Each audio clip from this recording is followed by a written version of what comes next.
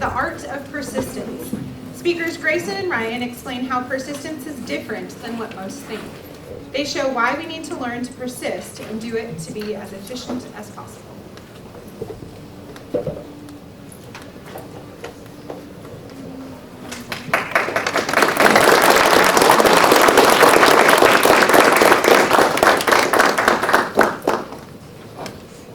Hello, I'm Grayson.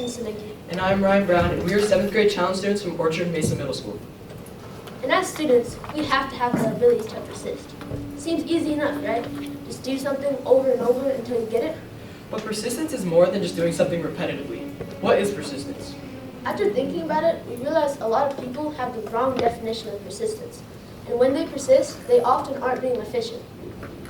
So we asked 10 random people in our class for their definition of persistence. Here's what they said. 10 out of 10 people in our class said persistence means to just do something over and over until you reach your goal. But what they don't know is exactly what we want you to take away from our talk.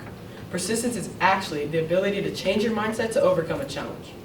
And what we mean by that is if you keep doing the same thing over and over without changing your strategy, how are you ever going to figure it out? Like if you keep trying the same combination on a lock, it's never going to unlock. You have to change the way you look at the situation, or change the combination to the lock. But persistence affects more than just the 21st century. Let's take it back to ancient Egypt. Known for pyramids, pharaohs, and endless desert dunes, the rich land of Egypt has many other scenes throughout the ages. But can you think of one besides the ancient? Truth is, not many can. But Egypt is revolutionary for the way they fought off French and British colonizers and took back their independence. It was one of the greatest feats in Egypt's history when the French and British took over the land of ancient Egypt. This colonization was extremely unfair when African land was split up between European countries in the Berlin Conference. The Egyptian army resisted the British as much as they could from 1798 to 1882. But eventually, the Egyptian army was defeated and Egypt had become a British protectorate. And Egypt was now owned by Britain, but still occupied by the Egyptian people. They did eventually become independent in 1922, but how were they able to overcome such a powerful military force like Britain? Well, they certainly didn't do it by using the same strategies and tactics over and over and over again, but they did do it by changing their strategies and tactics and trying stuff new and to the requirements of the situation. For example, historian Donald Little informs us that Egypt's prime minister at the time, Zad Zaul, made a delegation for Egypt's independence, but Britain did not like the offer. They refused it and imprisoned him for such an idea. This ability to persist and struggle was one of the main reasons that Egypt was able to declare independent at all.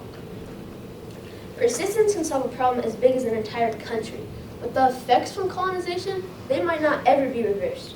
For example, Mosaica informs us that 21.6% of all languages spoken at home in Egypt is English.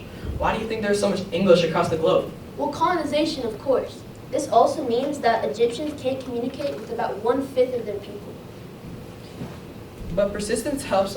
Let's see how persistence helps on a little smaller scale. In the 6th grade, I was posed with the task of learning to juggle. So for weeks, I had practiced the skill.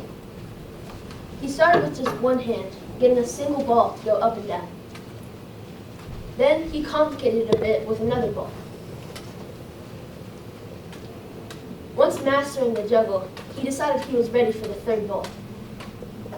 But at first, he rushed and sped through with bad mechanics, but it just didn't work. So he went back to 2 balls. This time, he practiced with proper form, good speed, and good tempo.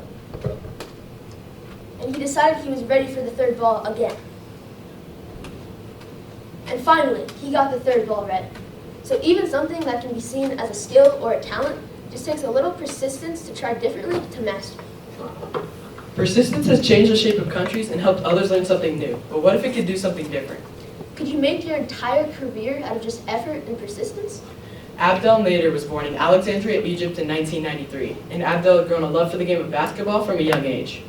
But it seemed all he had when he moved to Chicago at just the age of 7. As he got older, his talent started to break the surface, but as basketball had come easy to him, English hadn't. Throughout Abdel's schooling years, he struggled with many standards of English different than back in school in Egypt. Ask Abdel himself. He'll tell you that the hardest part of everything was adjusting and changing his social norms. For example, he states everyone at school looked at him weird just for wearing unusual clothes. He also says the worst part of it is he couldn't even understand what the other kids were saying about him. So how did an Egyptian kid who nobody liked and couldn't speak English become an NBA player. Do you think he didn't have to change the way he acted or dressed? I mean, heck, he had to change the way he spoke. Famous newspaper company New York Times claims he lost 15 pounds over the summer to earn playing time and that he worked out every single day to get stronger and faster. What would you do if a coach told you you weren't athletic enough to play? Would you just give up and quit trying, or would you work until you can't like Nader did? And eventually, with the 28th pick in the second round of the 2016 NBA draft, the Boston Celtics select Abdel Nader. But even after the special draft night, Abdel didn't debut until October 18, 2017, so almost a whole year after he was drafted. Imagine riding the bench, watching your teammates drain game-winning shots, make unbelievable plays, basking in all the glory after you had worked harder than all of them in practice just to earn 0 minutes. Well, for your teammates, it's almost guaranteed they'd play. So why keep trying? It takes major grit and persistence not to quit, but Abdel kept working harder than any of his teammates just to find his time. And his time came about a year after he was drafted, but he performed unexpectedly bad for the season, only averaging 3 points per game. So naturally, they traded him. All the effort he had just put into his team was just thrown away. But maybe that's just what he needed. This time, he's with the Oklahoma City Thunder, and he improves for the season instead of averaging 4 points per game. So Oklahoma keeps him for another season, and he increases his production to 6 points per game. And even after Nader's best season, they still trade him away to the Phoenix Suns in a multiplayer trade where he averages 6 points per game again. Then he sticks with the Suns for another season, but drops to 2 points per game. Well, this is Abdel Nader's career in a nutshell. While he may not be the most impressive player to ever play the game, he is one of the most motivational, inspirational stories out there to keep trying and persist through your challenges. Now you see, persistence isn't just doing something repetitively, but changing the way you do it. It's also important to remember, persistence is a good thing. It keeps us creative and our brains turning. Without it, who knows where the world would be? Africa could be completely controlled by European powers. Thank you for your time.